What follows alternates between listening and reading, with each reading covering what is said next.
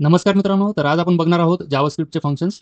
मागच्या व्हिडिओमध्ये आपण बघितले होते जावास्क्रिप्टचे टाइप्स, आणि त्याच्या आधीच्या व्हिडिओजमध्ये आपण पाहिले होते जे काही ऑपरेटर्स आहेत जावास्क्रिप्टमध्ये प्रोव्हाइड केलेले आपल्याला, ते आपण सगळे बघितलेत. तर या व्हिडिओमध्ये आपण जावास्क्रिप्ट फंक्शन्स बघणार आहोत, आणि येणाऱ्या व्हिडिओमध्ये आपण जावास्क्रिप्ट ऑब्जेक्ट बघणार आहोत. तर फंक्शन्स म्हणजे काय? तर फंक्शन्स म्हणजे एक ब्लॉक ऑफ कोड असतो जो एक्झिक्यूट होतो आपल्या गरजेनुसार. ठीक आहे. तर एक्झिक्यूट कसा होतो? तर एक्झिक्यूट करण्यासाठी त्या फंक्शनला आपल्याला इन्व्होक करावं लागतं.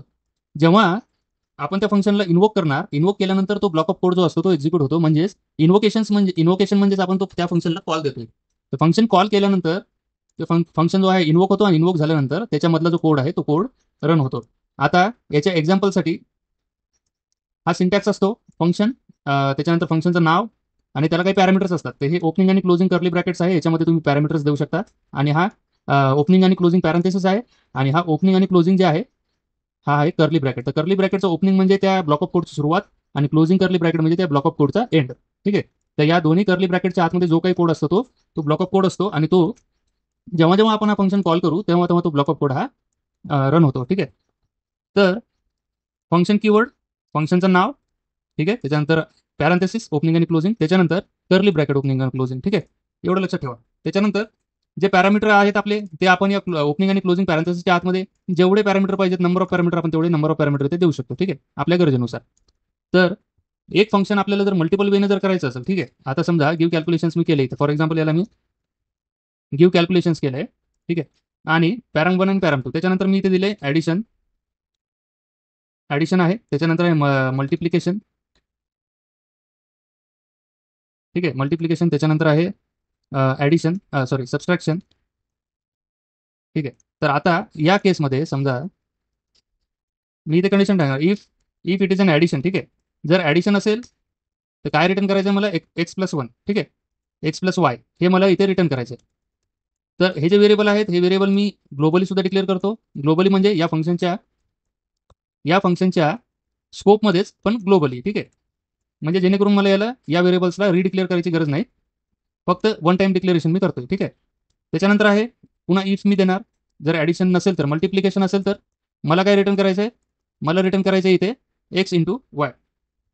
ठीक आहे. आणि पुन्हा सेम इफ सबस्ट्रॅक्शन असेल, जर सबस्ट्रॅक्शनची जी व्हॅल्यू जर ट्रू असेल, ठीक आहे, तर मी काय करणार? मी इथे जी व्हॅल्यूज आहे ते मी सबस्ट्रॅक्ट करणार, x−1, x−y. ठीक आहे. तर अशा पद्धतीचं आहे. तुम्ही बेस्ड ऑन व्हॅल्यूज. ठीक आहे. तर इथे हे दोन पॅरामीटर आहेत, याने आपलं कॅल्क्युलेशन होणार आहे. पण कॅल्क्युलेशनचा टाईप जो आहे तो सुद्धा आपण इथे पास करू शकतो, कोणत्या प्रकारचं कॅल्क्युलेशनचा टाईप आपल्याला पाहिजे. ठीक आहे. तर हे झालं की कॅल्क्युलेशन नावाचं मेथड, आणि हे झाले त्याचे पॅरामीटर्स. तर आता फंक्शन इन्व्होकेशन कसं करायचं? फंक्शन इन्व्होकेशन म्हणजे कसं असतं? आता हे मल्टिप्लिकेशन नावाचं व्हेरिएबल आहे. आता मला काय करायचं आहे? या फंक्शनमधून, गिव्ह कॅल्क्युलेशन नावाच्या फंक्शनमधून मला या दोन व्हॅल्यू मल्टिप्लाय करायचे. ठीक आहे. तर मल्टिप्लाय कसं करणार मी? यात सरळ सरळ मी पॅरामीटर पाठवणार, आणि जो शेवटचा पॅरामीटर आहे जे मल्टिप्लिकेशन, तर सुरुवातीचा कोणता पॅरामीटर आहे? ऍडिशन. त्या ऍडिशनला मी व्हॅल्यू देणार फॉल्स. दुसरा आहे मल्टिप्लिकेशन, त्याला मी व्हॅल्यू देणार ट्रू. आणि तिसरा आहे सबस्ट्रॅक्शन, त्याला मी व्हॅल्यू देणार फॉल्स. तर याने काय होणार? सुरुवातीला जे ऍडिशन आहे, सुरुवातीचं ऍडिशन आहे त्याची व्हॅल्यू फॉल्स राहणार, त्याच्यामुळे या कंडिशनमध्ये तो येणार नाही. दुसरा आहे मल्टिप्लिकेशन, त्याची सुद्धा व्हॅल्यू फॉल्स आहे, याच्यामध्ये येणार नाही तो, या ब्लॉकमध्ये. तिसरा आहे सबस्ट्रॅक्शन. तर मी काय करतोय आता? मल्टिप्लिकेशनला ट्रू करतोय, तर हा हा ब्लॉक ऑफ कोड रन होणार, बाकीचे होणार नाही. ठीक आहे. तर 5 × 10 म्हणजेच 50. हे 50 इथे तुम्ही बघू शकता, 50 रिटर्न झाले. ठीक आहे. आता मला मल्टिप्लिकेशन नाही पाहिजे, तर मला काय पाहिजे? ऍडिशन. तर ऍडिशन नावाचा एक व्हेरिएबल मी डिक्लेअर करतो, आणि त्याच्यानंतर जी ऍडिशनची व्हॅल्यू आहे पहिली त्याला मी ट्रू करतो, आणि बाकीचे जे व्हॅल्यू आहेत ते मी फॉल्स करतो. तर याने काय होणार? हा जो ऍडिशन नावाचा ब्लॉक ऑफ कोड आहे ते लिहिलेला आपण पहिला, हा रन होणार, बाकीचे दोन रन होणार नाहीत. तर x+y इथे व्हॅल्यू आपल्याला रिटर्न मिळणार. तर 5 + 10 म्हणजे 15. तर तुम्ही इथे बघू शकता ही व्हॅल्यू 15 आलेली. ठीक आहे. तर अशा पद्धतीने आपण त्या फंक्शनचं इन्व्होकेशन करतो, आणि फंक्शन रिटर्न. ठीक आहे. काही फंक्शन जे आहेत ते रिटर्न व्हॅल्यू सुद्धा देतात, आणि काही फंक्शन जे आहेत ते रिटर्न व्हॅल्यू न देता फक्त त्याच्यामधला जो ब्लॉक ऑफ कोड आहे तो रन करतात. तर आता हा जो फंक्शन आहे हा काहीतरी आपल्याला रिटर्न करतोय, म्हणून हे जे फंक्शन्स आहेत हे काहीतरी रिटर्न करणारे फंक्शन्स आहेत. म्हणजेच आता जर मी इथे हे ओपनिंग ब्रॅकेट दिलं, ठीक आहे, तर तुम्ही इथे बघू शकता हे काहीतरी मला रिटर्न करते, एनी. ठीक आहे. हे मला एनी म्हणजे हे काहीतरी मला रिटर्न करते. ठीक आहे. तर याचा टाईप एनी आहे. तर हा मला रिटर्न नाही करायचं, तर मला काय करायचं? फक्त कन्सोल लॉग करायचं. कन्सोल.लॉग x+y. ठीक आहे. किंवा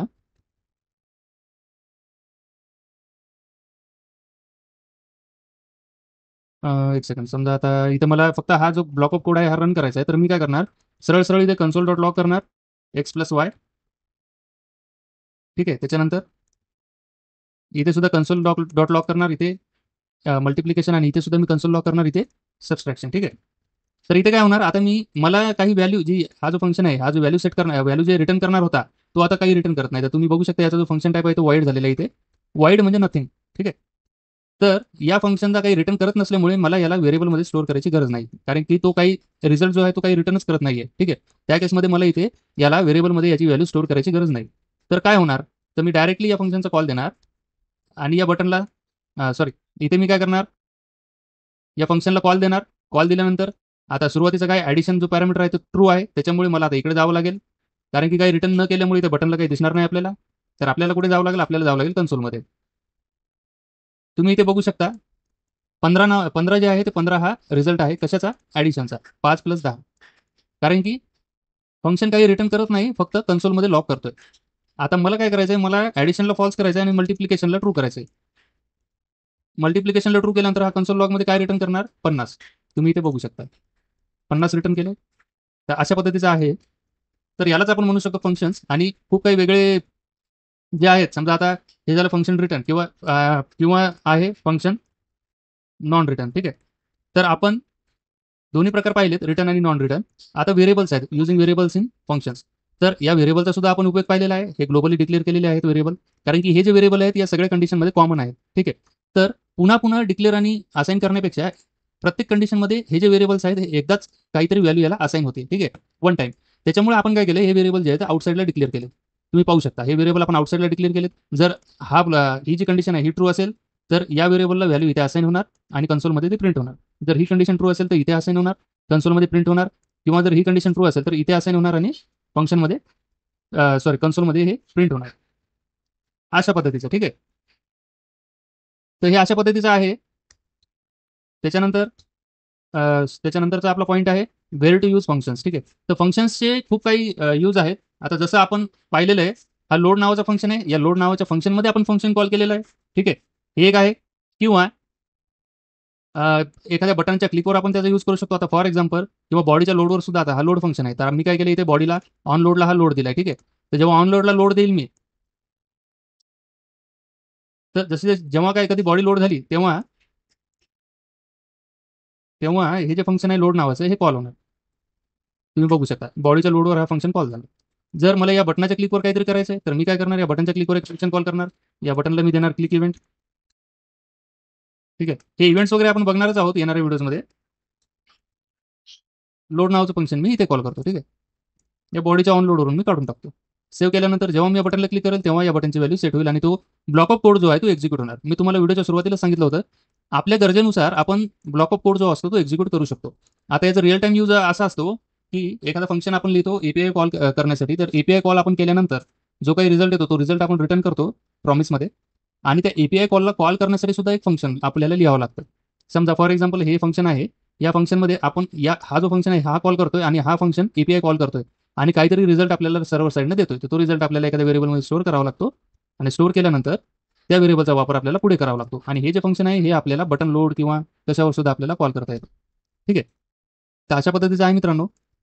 तुम्हाला हा व्हिडिओ कसा वाटला मला नक्कीच सांगा. तुमच्या काही अडीअडचणी असतील तर तुम्ही कमेंट्स सेक्शनमध्ये टाकू शकता, तिथे मी उत्तर देतो तुम्हाला.